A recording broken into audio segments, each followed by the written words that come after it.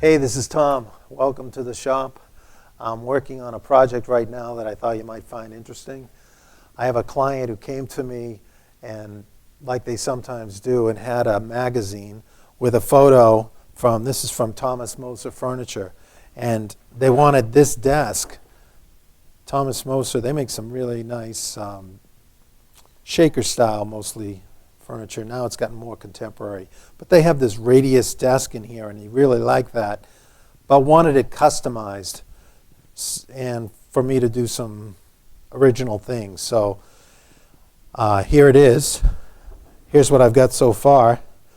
And you can see, well, maybe you can't see, but these legs, instead of just being flat, tapered like shaker legs would be, I've got just a soft kind of curve to the surfaces, which we call pillowing. And the same with these rails, they're pillowed as well. And then in the back, the Thomas Moser desk, you see, has an apron that's probably only 3 or 4 inches high. But I made a much deeper apron for this large curve. And this is about 7 inches deep.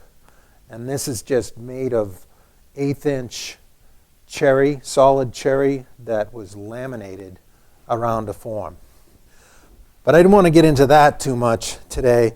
What I really wanted to show you most of all is the drawer arrangement. The Thomas Moser drawer arrangement is just a little, kind of a narrower drawer here that goes straight in and out. And you can see why they had to do that, because the desk starts to curve in so quickly that you can't use a conventional drawer, or you don't really have much room to go with it. So they just brought the drawer in narrower, so you have a narrower drawer that makes at least a short entry.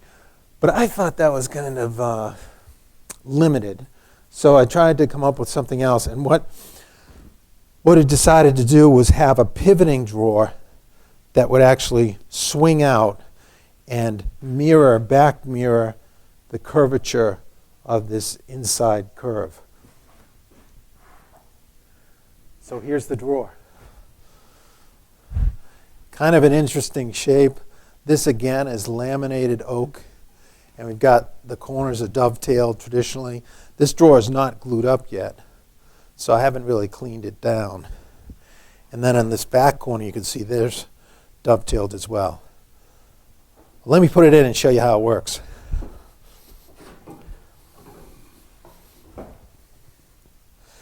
What I've got here is I drilled a 5/16 hole and drove in these bronze sleeves, which are 1/4 inch on the inside dimension. And that bronze is like impregnated with oil. So it works terrific as a kind of a guide for this 1/4 inch steel pin, which will be the axis we'll rotate on. So let me see if I can get this set in here.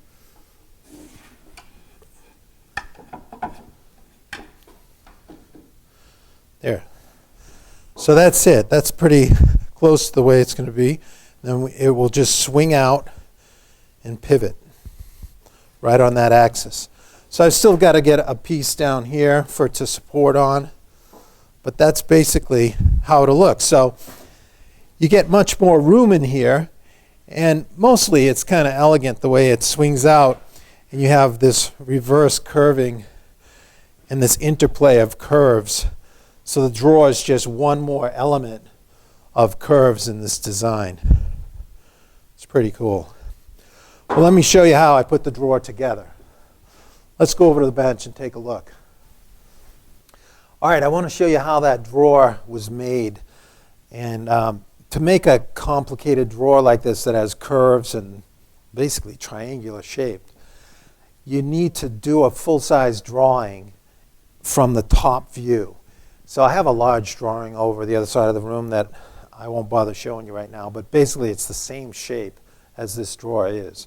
Without that, I would have a tough time finding the angles for the different corners and knowing what radius I need for the curved side as well. So let me show you some of the parts. This is the left side drawer, and you can see that the hole in the bushing with the bronze insert is already in there. And so this is the corner that it will be pivoting on. I didn't want this dovetail depth to be too much that it would weaken that pin. So I only went, about 5/16 deep. Now this drawer has this strong angle. So really it wasn't that complicated. I just cut that angle on the end of the board, and then using a marking gauge, just like you typically do cutting dovetails, I scribed down both sides and got my angle. Then I notched that inside so I could hold it up against the board here, and then knifed around the tails after I had cut them. So what you end up with, let me tap this in.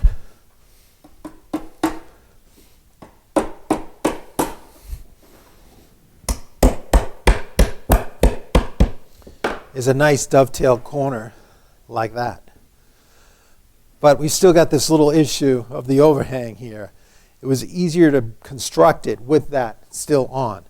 So once I'm getting ready to glue this up, so in order to test it in the opening, I have to cut these off. And then once I glue it up, everything will look really clean together. Let's take it to the vise and clean that up. So for this, I just use a little Lee Nielsen block plane, set fine. And this is kind of fun. Let me get a little more aggressive here.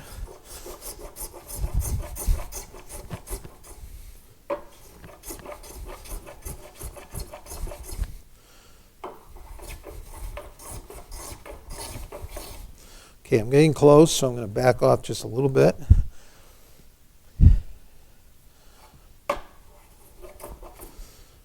Back off that much.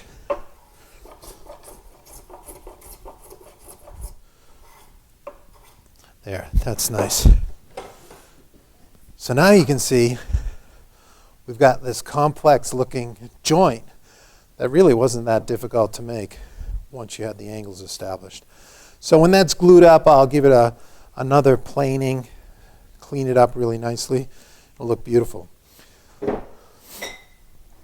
So this is the front corner that's exposed when the door swings out. So that's the most decorative of all the corners.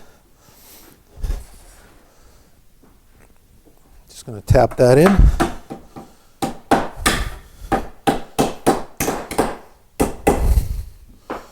Okay, now I've got the back corner here, which overlaps.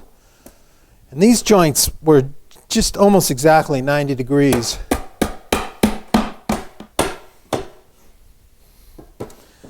I made these drawer sides out of white oak and laminated this back out of 4 layers that are actually thinner than an eighth to make like 3/8 inch sides all around.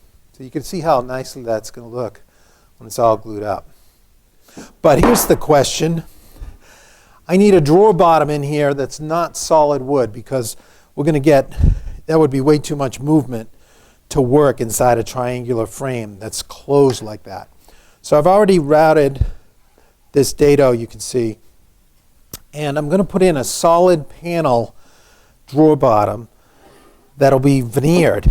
But I was thinking, which direction should the grain go for the bottom to be veneered? I got to thinking about it. It'd be pretty interesting if I had almost like a sunburst, maybe 3 pieces of a sunburst white oak veneer to make the bottom. So let's get started.